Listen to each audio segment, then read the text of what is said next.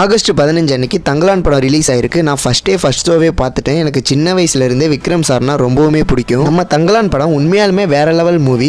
ரஞ்சித் சாரோட டைரக்ஷன் ரொம்பவுமே சூப்பரா இருந்துச்சு. ஒரு நல்ல டைரக்டர் அண்ட் நல்ல மியூசிக் அண்ட் ஆக்டிங் கிங்கான சியான் விக்ரம் சார் இப்படின்னு 3 லெஜெண்ட்ஸோட காம்பினேஷன் செமையா தங்கலான் படத்துல ஒர்க் ஆகி இருக்குது. இதை ஏன்டா ஃபர்ஸ்ட் டேக்கு அப்புறம் சொல்றேன்னு கேட்டீங்கன்னா, நான் என் தலைவனோட எல்லா படத்தையும் ஃபர்ஸ்ட் ஷோவே பார்த்துடுவேன். இதனாலேயே என்னோட வாய்ஸ் ரொம்பவுமே சேஞ்ச் ஆயிருக்கு. இப்போ என்னால் சரியா பேசக்கூட முடியல. இருந்தாலும் என் தலைவனுக்காண்டி நான் இன்னைக்கு பேசிட்டு இருக்கிறேன். சியான் விக்ரம் சாரோட ஆக்டிங்கை சொல்றதுக்கு வார்த்தையே இல்லைங்க. எக்ஸ்பெக்ட் பண்ணதை விட 100 மடங்கு அதிகமாக சியான் விக்ரம் சார் நடிப்புல பின்னிட்டாரு. அவர் வர ஒரு சீனுமே பார்க்குறப்ப உண்மையாலுமே என் உடம்பு புல்லரிச்சு போயிட்டுங்க. அதே மாதிரி இந்த படத்துல Malavika madam, Pasupathi sir, Parvathy ma'am, Arjun Prabhakaran சார்லாம் வேற லெவல்ல பர்ஃபார்மன்ஸை தங்கலான் படத்துல பண்ணியிருக்காங்க. இது என்னோட கருத்து மட்டும் இல்லாம தங்கலான் படத்தை பார்த்த பல பேரோட கருத்து என்னன்னா, சியான் விக்ரம் சாரோட ஆக்டிங்கும் தங்கலான் படத்துக்கும் கண்டிப்பா ஆஸ்கர் அவார்ட்ஸ் கொடுக்கணும் அப்படின்னு தான். ஏன்னா மனுஷன் நடிச்சிருக்காருன்னு சொல்றதை விட தங்கலானா விக்ரம் சார்